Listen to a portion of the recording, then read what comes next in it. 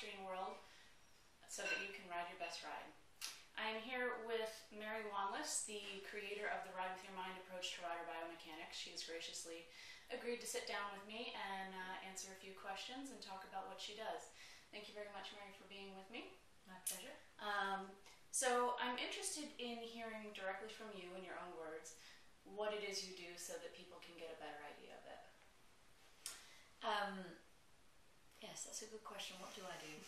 I really aim to develop the rider's body awareness, and that always starts with finding out what's happening now. Mm-hmm. So I think very often in the horse world, instructors and trainers are trying to make the rider change what they're doing, but the rider doesn't know what they're doing now. Mm-hmm. And it's a bit like you can't get to Paris unless you know where you're starting from. Do you go north, south, east, west? How far? So it really always begins with finding out what the present state is and putting somebody probably through a series of questions to really get them to feel what's going on in their body before we then try and change it. And that may involve me putting my hands on people and using images or trying to make them more aware of their body as they figure out what's happening and what the fix would be. Yeah, that's a very powerful way to get people aware of what's happening.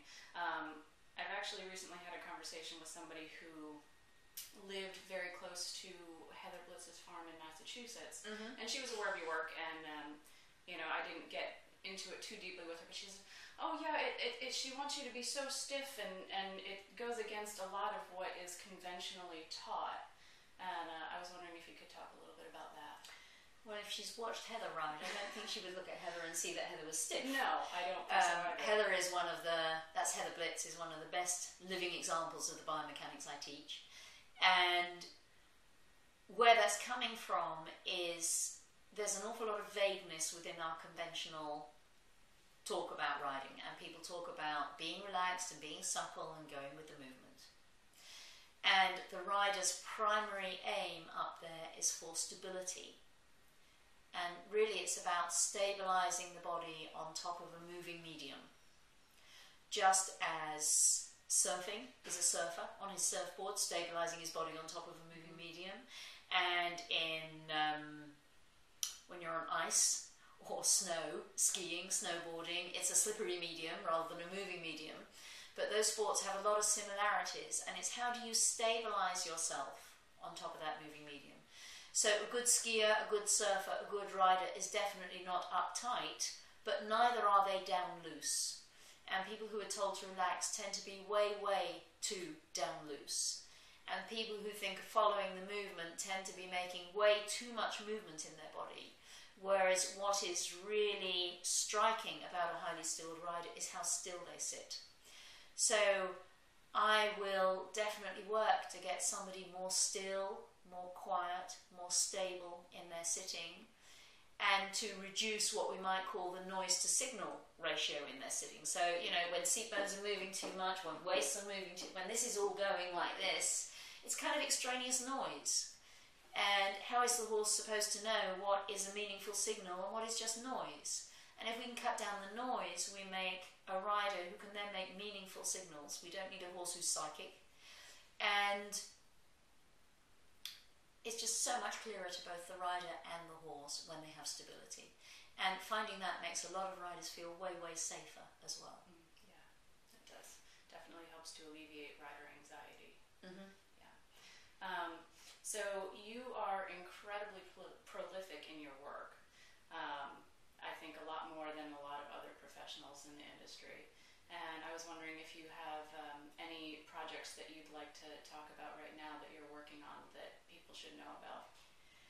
So I am working on what will be the next book, and that is being co-authored with a guy called Thomas Myers, who's the author of a book called Anatomy Trains, and his website is www.anatomytrains.com, and he is one of the foremost functional anatomists in the world, and his take on the body and how the body works really gels with mine. I had intuited a lot about how muscles work in chains, which is really what his work is about. how muscles and connective tissue work in chains, and how we're trying to find a balance between different chains. So you could think of the spine like a mast held up by guy ropes. And if your guy ropes are short in the front, long in the back, you'll tip forward. If your guy ropes are short on one side, long on the other, you will be crooked and have an asymmetry that you'll work really hard on, but not make much inroad to until you begin to learn how to address the guy ropes. So Tom's work and mine mesh really well together, and we're co-authoring a book. And there's also a lot happening at the moment on the internet. So theskillfulrider.com is a site where you can find some of the webinars that we run, and riderbiomechanics.co.uk is another site that has some of my work on it too. So there's a lot going on the internet. Wonderful, yeah, and the webinars have definitely been fantastic. I was wondering also if you have any thoughts for the viewers on what riders can do out of the saddle that will help them when they are on horse to improve their riding. So there's a huge amount riders can do out of the saddle, and a lot that you can actually do driving your car once you begin to know how to notice and what to notice. So, for instance, lots of little exercises. Some are on the DVD, A Rider's Guide to Body Awareness, which is one of the earlier DVDs I did that's available on my website, and that's mary-wanless.com. There's another DVD set there on core strength and stretching. That's the muscle language set. And, you know, working with riders, I will often make suggestions to them of things they can do, even down to, as you sit in your car seat, do your seat bones point straight down? Do they point forward, which will make you round your back? Do they point back, which will make you hollow your back? Can you get them to point straight down? Can you get where the length of your front matches the length of your back? So that means the length from your collarbone to your pubic bone would match the length from the nape of your neck to your coccyx. And if you have those two lengths the same in your seat bones pointing down, then you're finding what physical therapists call neutral spine, which is the way that good riders organise themselves. So just sitting in your car, noticing things like that, is the weight even on each seat bone? Would you have more on one seat bone than on the other? Can you even it out? And ways of organising your body just driving the car can be immensely helpful. And then there are loads of bodywork things that riders can do to help themselves. The Feldenkrais method is really helpful in learning to organise your body and become more aware of its patterns. The body work that Thomas Myers teaches from Anatomy Trains, that you can find body workers on his website, is a form of structural integration, which is also really useful in getting some of the disorganisation out of your guy ropes. So there are many, many things you can do off horse, and almost every rider I know who has become good from a baseline of having not been talented has done a lot with their body off horse to help them. And then I also was curious if you wanted to talk a little bit about Liquid Biocell. There have been some very visible changes I've seen in you, that you have, your body has a bigger presence to it almost, and you seem to have more of a glow of health about you. Yes, so Liquid Biocell, and you could find that on www.liquidbiocell.com, and you could / my name, Mary Wanless, after that, is a joint supplement that is US made. It's state of the art. It has 7 patents, and the company that make this have found a way to make hyaluronic acid and collagen and chondroitin sulfate way more bioavailable. And there are many stories of people, and also horses and small animals, there's a version for them, having way less joint discomfort as a result of taking this. And it's also full of superfruits and antioxidants, which have made a huge difference to my energy, which has been compromised my whole life, although nobody ever really quite knew why. So both in terms of joint discomfort and in terms of energy, and getting really good stuff into your cells that changes cell metabolism, it makes a massive difference and is really worth looking up.